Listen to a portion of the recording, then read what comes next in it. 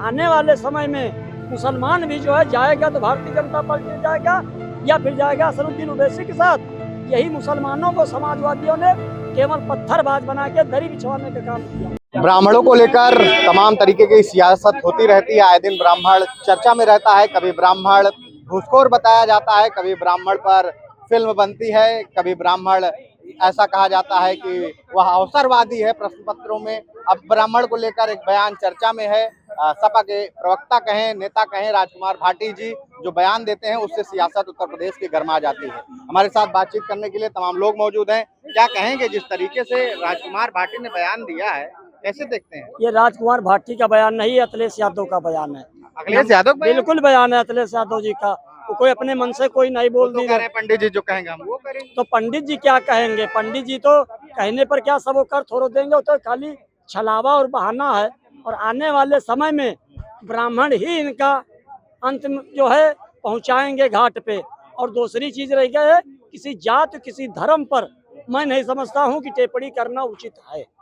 और इस तरीके के अगर राजकुमार भाटी ने बयान दिए थे तो अखिलेश यादव को तत्काल पार्टी से निष्कासित करके उनको बर्खास्त कर देना चाहिए था, तो अगर सौहार्द की बात करते हो। और दूसरी चीज रह गई है, ये जो समाजवादी पार्टी बहानेबाजियों की और जो तीन तिकड़म की राजनीति कर रही, ये चलने वाला नहीं है। और आने वाले समय में मुसलमान भी जो है जाएगा तो भारतीय जनता पार्टी में जाएगा या फिर जाएगा असरुद्दीन ओवैसी के साथ। यही मुसलमानों को समाजवादियों ने केवल पत्थरबाज बना के दरी बिछवाने का काम किया।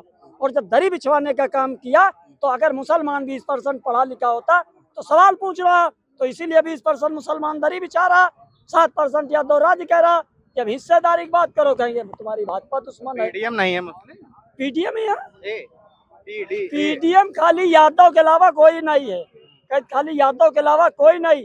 परिवारवाद, जातिवाद, भ्रष्टाचार सब जो है सैफई परिवार से, समाजवादी से ही चालू हुआ। अभी तक लोहिया जी की आत्मा को भी अच्छा। अब जो यही 2012 में बाबा साहब की तस्वीर पे छेना हथौड़ा समाजवादी के लोग चलाया। और वही लोग जो है अनुसूचित जाति जब नौकरी का आरक्षण मामला लोकसभा में आया तो माननीय मुलायम सिंह जी ने विरोध किया। तो इसी से आप सवाल लगा लिए। दूसरी चीज रही, हमारी सपा वाले टोपी पहनते और हमारे साथ ही फोटो खींचते और हमारी ही गर्दन काटते और कहते भाजपा तुम्हारी दुश्मन है। तुमने हमको क्या दिया? हम तो कहते हैं बहुत बड़े तुम ईमानदार हो तो बना दो नाहिद हसन को नेता विरोधी दल विधानसभा में, या उसकी बहन इकरा हसन को बना दो राष्ट्रीय अध्यक्ष। हिस्सेदारी न देकर एक केवल भाजपा का भय दिखाना है कि भाजपा तुम्हारी दुश्मन है। और समाजवादी में 27 में 27 नए समाजवादी पाएगी।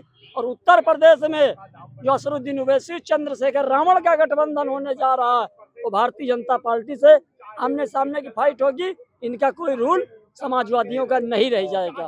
वैसे तो कहते हैं भाजपा बी टीम है। अरे तो बी टीम तो अखिलेश यादव जी भी तो हैं। मोदी जी ने लोकसभा में कहा कि अखिलेश जी हमारे दोस्त हैं। मुलायम सिंह जी ने 2019 में सपा बसपा का गठबंधन था और कहने लगे पुनः प्रधानमंत्री जी को हम देखना चाहता हूँ।